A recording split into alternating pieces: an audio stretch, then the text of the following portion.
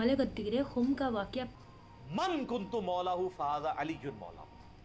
और इससे पहले आप अलैहिस्सलाम ने सूरह अहज़ाब की आयत नंबर 6 तिलावत की, अन्नबिय्यु औला बिल मुमिनीना मिन अनफुसिहिम।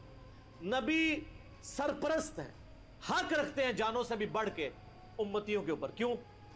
उम्मतियों का काम है कि नबी को बचाने के लिए अपनी जान दे। अस्सलाम वालेकुम एवरीवन, कैसे हैं आप सब? Hope you are doing well. आज की हमारी न्यू वीडियो में आप लोग का बहुत वेलकम। वीडियो को स्टार्ट करने से पहले चैनल पर नए हैं जिन्होंने चैनल को अभी तक सब्सक्राइब नहीं किया, चैनल को सब्सक्राइब करें, साथ ही बेल बटन को दबा के ऑल पर करें, वीडियो को लाइक करें, शेयर करें। आज की वीडियो पर हम देखने वाले गदीर खुम का वाक़या पाए इंजीनियर मोहम्मद अली मिर्ज़ा की वीडियो है। ऑलरेडी हम एक दफ़ा सुन चुके हैं ये वाक़या, एक इंजीनियर मोहम्मद अली मिर्ज़ा की वीडियो थी, हाँ, लेकिन हम जान चुके हैं ये क्या होता है। लेकिन आज हम दोबारा मेरी वीडियो पर कमेंट्स आ रहे हैं ईद गदीर है या फिर गदीर का वाक़या, आपको ईद गदीर चाह रही तो आप कोई भी गदीर का वाक़या लेके आए और उस पर वीडियो बनाए।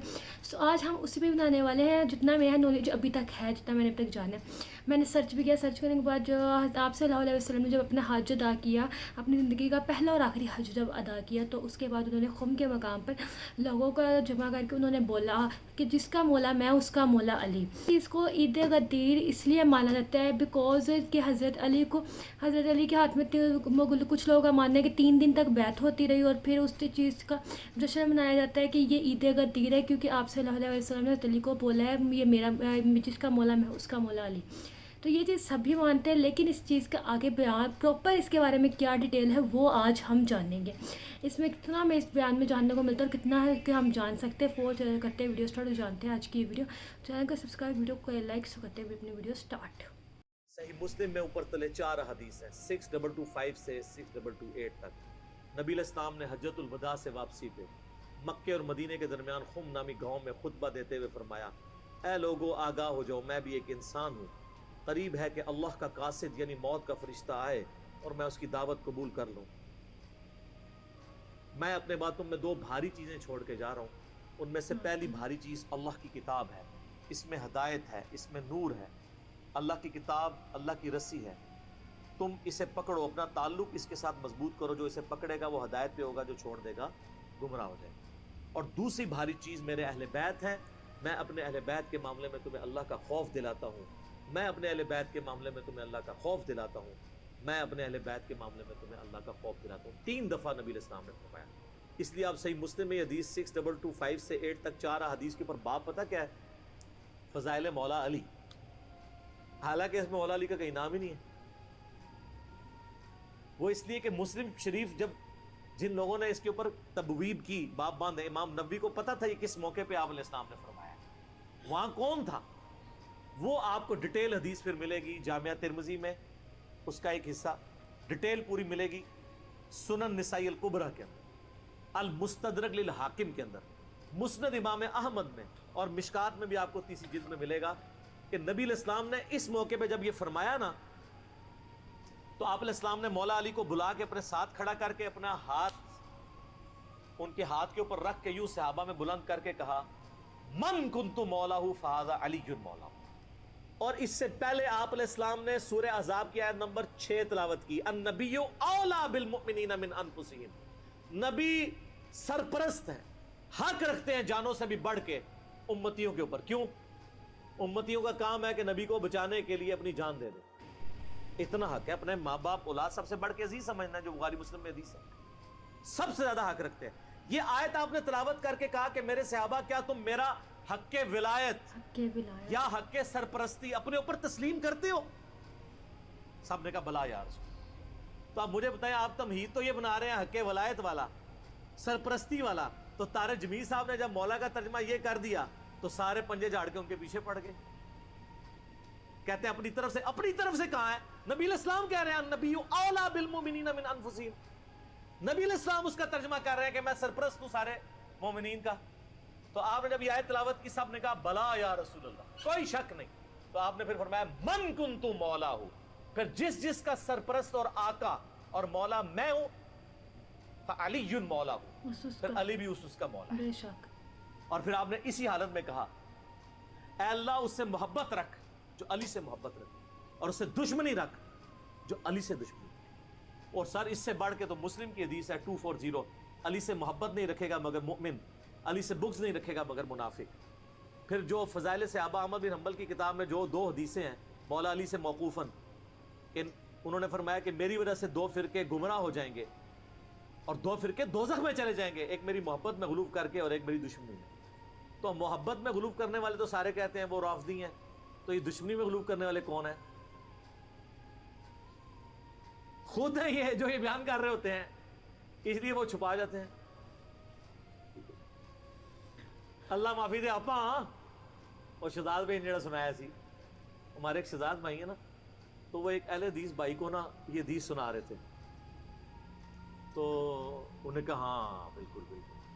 اچھا اس نے آگے سے سوال کر لیا کہ یہ جو دشمنی کرنے، جو محبت کرنے والے ہیں وہ تو یہ شیعہ رافضی ہیں، تو یہ جو دشمنی میں بغض رکھنے والے یہ کون ہے؟ تو انہوں نے کہا یار آپا اسی لوگ ہوں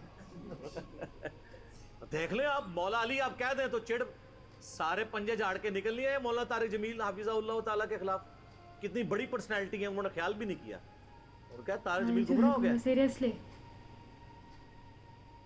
اس لیے طارق جمیل صاحب نے بھی ان پہ 4 تکبیریں پڑھ دی ہیں، ان کو پتہ چل گیا کہ یہ لوگ تو یعنی سچائی کو قبول نہیں کریں گے۔ تو یہاں مولا کا معنی سرپرست ہے۔ پھر وہ کلپ چڑھائے ہوئے بڑے بڑے مفتیوں نے، وہ کہتے ہیں جی آگے الفاظ پڑھیں، آگے لکھا ہے اے اللہ اس سے محبت رکھ جو علی سے محبت رکھے، اس سے دشمنی رکھ جو علی سے دشمنی رکھے۔ تو اس کا مطلب ہے کہ یہ مولا کا معنی تھا دلی محبوب۔ اور پیچھے پڑھو، پیچھے ہے النبی اولا بالمؤمنین من انفسہم، سمجھ آئی؟ جیسے بریلوی کہتے ہیں اگے پڑھو، اگے صراط الذین انعمت علیہم، اسی کہنا پیچھے پڑھو، پیچھے ایاک نعبد و ایاک نستعین، قبراں نو منگنے والے نہیں، اللہ کو منگنے والے۔ اور اس دن صراط المستقیم، سیدھا راستہ نبی الاسلام کا، تو کچھ اگوں پڑھتے رہے کچھ پیچھوں پڑھتے رہے۔ سٹارٹ یہ حدیث سے ہوئی النبی اولا بالمؤمنین من انفسہم وازواجہ امہاتہم۔ سر یہ جو باتیں میں کر رہا ہوں انشاءاللہ یہ میرے جب کلپ چڑھ رہے ہیں نا قیامت تک کے لیے ان کے منہ بند ہو جائیں گے جو انہوں نے کلپ چڑھائے ہوئے ہیں جی، اور مولا کا یہ معنی نہیں وہ ہے، سارے معنی میں نے بیان کر دیا۔ اب لوگ خود فیصلہ کریں گے کہ یہاں پہ مولا کا معنی کیا ہے جب یہ آیت پڑھی جا رہی ہو النبی اولا بالمؤمنین من انفسہم، اور بلکہ مسند احمد میں الفاظ ہیں، ہمارے نزدیک تو وہ والا حصہ ضعیف ہے، لیکن کتنے محدثین ہیں جو اس کو صحیح سمجھتے ہیں انکلوڈنگ بریلوی دیوبندیوں کے بزرگ، کہ جب نبی اسلام نے یہ فرمایا تو سیدنا عمر نے آ کے حضرت علی کو کہا کہ آپ کو مبارک ہو، آپ تو سارے مومنین کے مولا بن گئے ہیں۔ تو حضرت عمر جب یہ کہہ رہے تھے کہ آپ کو مبارک ہو آپ مولا بن گئے ہیں، تو حضرت عمر کو بھی پتا تھا میں مولا ہوں، تو حضرت علی کو کہنا چاہیے تھا کہ یار مولا تو تم بھی ہو، سارے صحابہ سے محبت رکھنی چاہیے۔ حضرت عمر خود مولا نہیں تھے کیا؟ تھے، تو وہ علی کو کیوں کہہ رہے ہیں کہ مبارک ہو آپ تو سب کے مولا بن گئے؟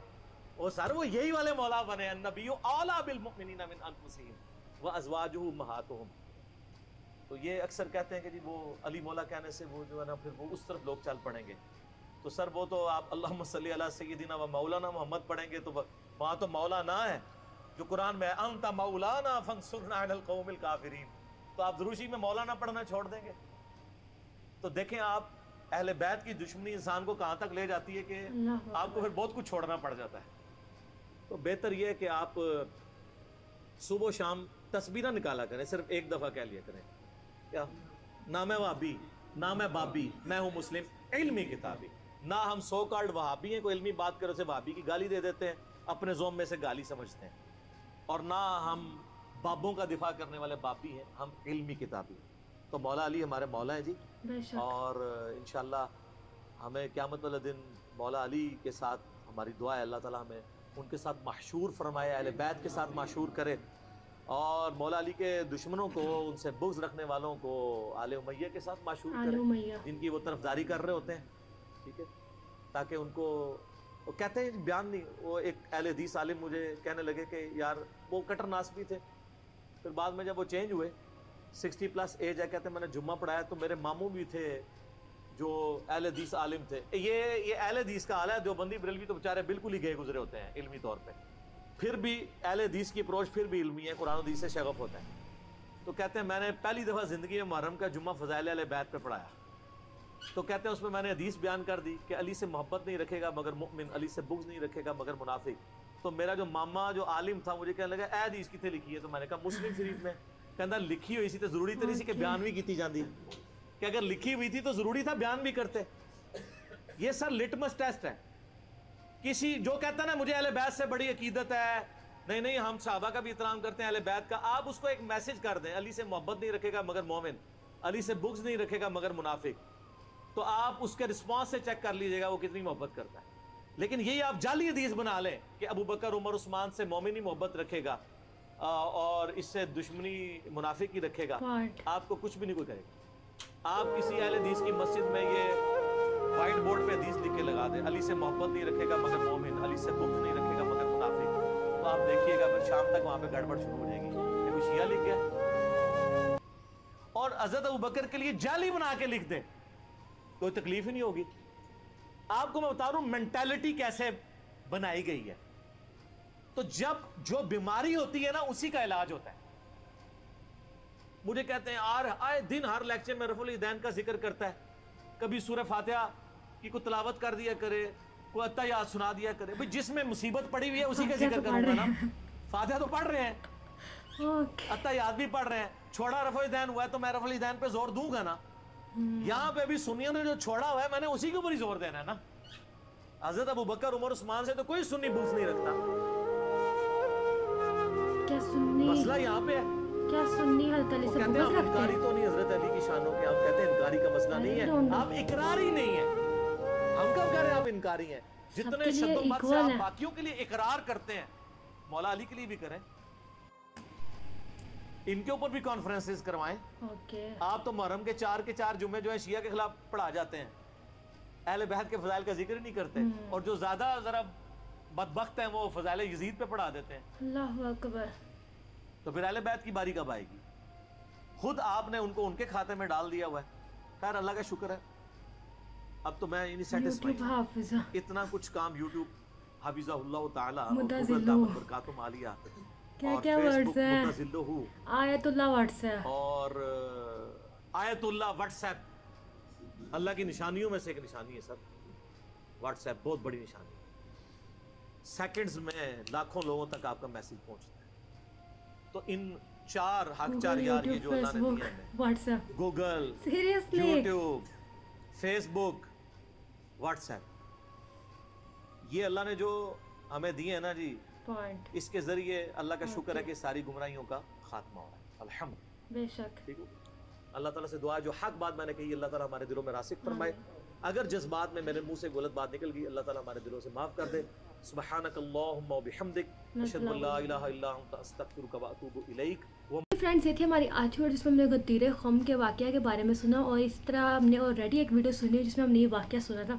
سو آج کی اس ویڈیو میں ہم نے جو سے ایک چیز جانی ہے کہ مطلب آپ سے جب آپ صلی اللہ علیہ وسلم اپنے آپ پہلے اور آخری حد سے واپس آتے ہوئے آپ صلی اللہ علیہ وسلم نے خون کے امکان میں یہ ساری بات کی, اور بات کرنے کے بعد یہ پہلی بات یہ کی کہ میں تم لوگوں کو میں بہت جلدی یہ ہو سکتا ہے کہ قریب میں اس دنیا سے چلا جاؤں, اللہ کا قاصد ہے اور میں اس کی دعوت کو قبول کر لوں. تو میں تم لوگ پر 2 چیزیں چھوڑ کے جا رہا ہوں. ایک قرآن مجید جو تم لوگوں کے لیے کھلی ہدایت ہے. تم لوگوں نے اگر کبھی زندگی میں ہم لوگوں نے ہدایت حاصل کرنی ہو, کچھ چیز سیکھنی ہے, تو ہمیں چاہیے ہم قرآن مجید کھولیں. قرآن مجید ہمارے پاس کھلی ہدایت ہے جو ہمارے نبی چھوڑ کے ہمارے لے گئے, اور انہوں نے یہ بات کی.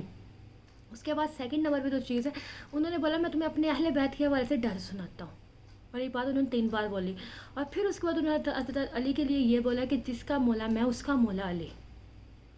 اور یہ چیز انہوں نے جب یہ چیز بولی تو اس چیز کا مطلب یہ نہیں ہے کہ مطلب ہم لوگ جو ان سے حضرت کچھ لوگ انہوں نے اس طریقے سے بات کی, کچھ لوگ حضرت علی سے بغض رکھتے ہیں, کچھ لوگ حضرت علی کو اتنا نہیں مانتے جتنا حضرت عمر فاروق کو یا ابو بکر صدیق کو یا عثمان غنی کو مانتے ہیں.